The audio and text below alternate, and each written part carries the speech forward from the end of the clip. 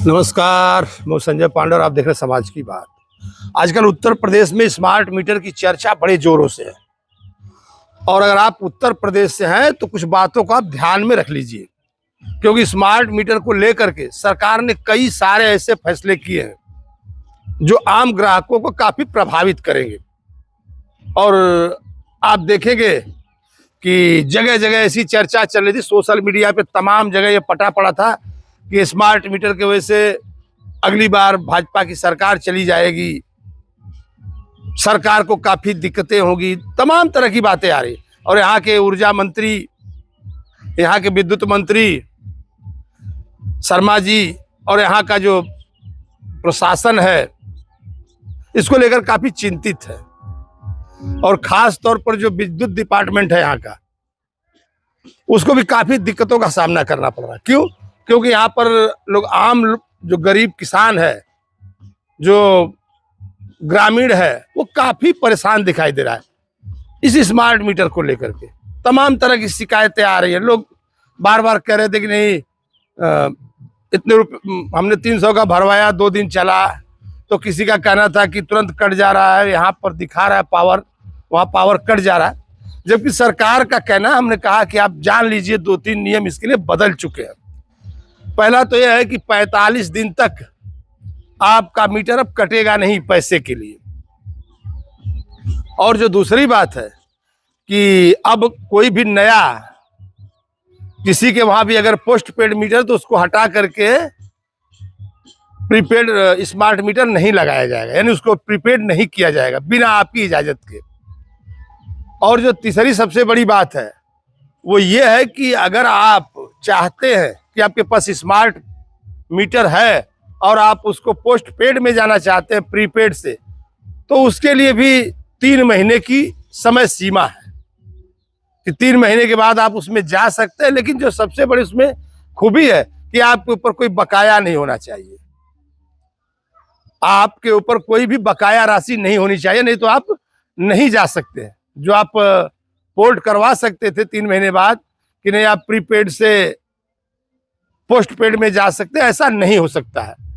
लेकिन सरकार ने तमाम, और जो नए मीटर लगवाने वाले हैं, जिनको नया मीटर लगाया जाएगा उनको स्मार्ट मीटर ही लगेगा और वो आप 3 महीने बाद कन्वर्ट हो सकते हैं। 3 महीने आप उसमें जा सकते हैं, लेकिन वही शर्त वही रहेगी कि आपको पूरा जो बकाया है वो देना पड़ेगा। इस तरह की बात आ रही है, क्योंकि जब तक और बाकी जो समिति बैठाई गई उस पर उसकी बाकी जो रिपोर्ट है वो आती रहेगी। लेकिन ये स्मार्ट मीटर, हमने कहा कि लोग कह रहे थे कि नहीं सरकार को दिक्कत हो जाएगी, सरकार इस मुद्दे पर चली जाएगी, काफी लोग परेशान है। क्योंकि हमने स्मार्ट मीटर पर तो कई वीडियो बनाए थे और हमने ये भी कहा कि जब लोग इतने स्मार्ट नहीं है कि वो मोबाइल का रिचार्ज करवा सके या स्मार्ट मोबाइल रख सके, तो स्मार्ट मीटर कैसे रख सकते हैं। और जो सबसे बड़ी बात है कि जो उपभोक्ता यूज करने के बाद बिल नहीं दे पा रहा था, तो एडवांस में कैसे भरेगा?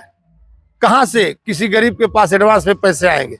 लोगों का बकाया इतना लंबा लंबा रह जाता था, कई लोग भर नहीं पाते थे। तो ऐसे लोगों के लिए जो ये स्मार्ट मीटर है वो काफी तकलीफदेह है। और हमने कहा था एक बार कि जो सरकार है, अभी देखिए इलेक्शन आने दीजिए, तमाम पार्टियां 200-300 फ्री यूनिट की बात भी करेंगी, तो इसमें पब्लिक की भी कोई गलती नहीं, क्योंकि आदत लगाई नहीं गई और आदत आप लगा भी नहीं सकते, क्योंकि वोट का सवाल है।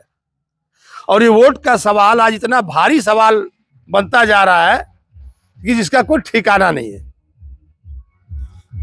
क्योंकि आप देखेंगे कि जगह जगह इस तरह की बातें हो रही है और सिर्फ वोट के लिए ये पार्टियां कुछ भी करने को तैयार है।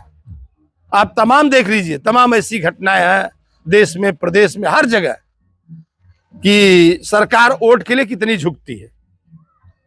लेकिन हमने बता दिया कि स्मार्ट मीटर के क्या रूल और रेगुलेशन चेंज हुए हैं, कैसे आपको कोई, अगर आपके पास प्रीपेड मीटर है तो आपको जबरदस्ती नहीं कर सकता स्मार्ट के लिए।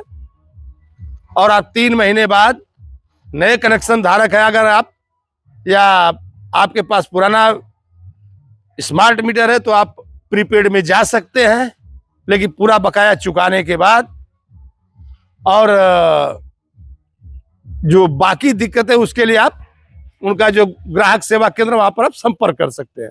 ये जो जानकारी थी तो हमने कहा अपने हम दर्शकों को ये जानकारी जो उत्तर प्रदेश से उनके लिए मैं बता दूं। फिर मैं समाज से जुड़े हुए किसी अन्य मुद्दे पर आपके साथ होऊंगा। तब तक के लिए धन्यवाद।